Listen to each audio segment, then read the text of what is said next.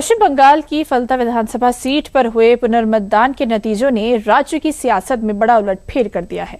बीते 15 सालों से तृणमूल कांग्रेस का मजबूत गढ़ माने जाने वाली फलता सीट पर इस बार भारतीय जनता पार्टी ने ऐतिहासिक जीत दर्ज की है, जबकि टीएमसी चौथे स्थान पर खिसक गई है। देखिए रिपोर्ट।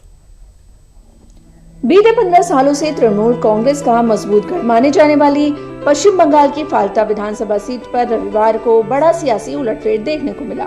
पश्चिम बंगाल विधानसभा चुनाव 2026 में प्रतिष्ठा का प्रश्न बनी डायमंड हार्बर लोकसभा क्षेत्र में आने वाली फाल्ता सीट पर बीजेपी ने ऐतिहासिक जीत दर्ज कर राजनीतिक हलकों में हलचल तेज कर दी है। 21 राउंड की गिनती के बाद बीजेपी उम्मीदवार देबांशु पांडा ने 1 लाख से अधिक वोटों के भारी अंतर से जीत दर्ज की, जिससे वो बंगाल में अब तक के सबसे बड़े अंतर से जीतने वाले विधायकों में शामिल हो गए हैं। वहीं नतीजों में टीएमसी का प्रदर्शन बेहद कमजोर रहा और पार्टी चौथे स्थान पर खिसक गई।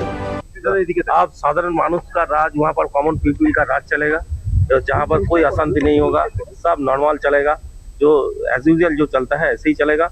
और फलता में डेवलपमेंट होगा, डेवलपमेंट का राज चलेगा, ऐसे ही चलेगा, वो कुछ नहीं है, सब ठीक ठाक होगा। और पुष्पा राज और पुष्पा का संगे जो मंत्री फंती है, सबको हम जो आइन का जो होता है लॉ का करके सब लोग को जेल में डालेंगे। अब ये भी जान लेते हैं कि आखिर फाल्ता सीट पर किस उम्मीदवार को कितने वोट मिले। Debanshu Panda BJP 1,48,994, Shambhunath Kurmi CPIM 40,627, Jahangir Khan TMC 7,756। Bengal की फाल्ता सीट जीतना आखिर बीजेपी के लिए क्यों ऐतिहासिक है, आइए जानते हैं।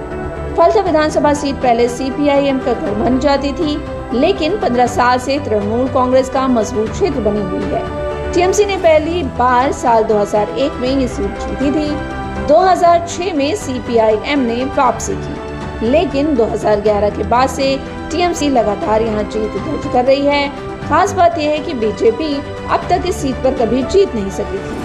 फाल्ता विधानसभा सीट पर इस बार कुल 6 उम्मीदवार चुनावी मैदान में थे, लेकिन मुख्य मुकाबला बीजेपी और टीएमसी के बीच ही माना जा रहा था।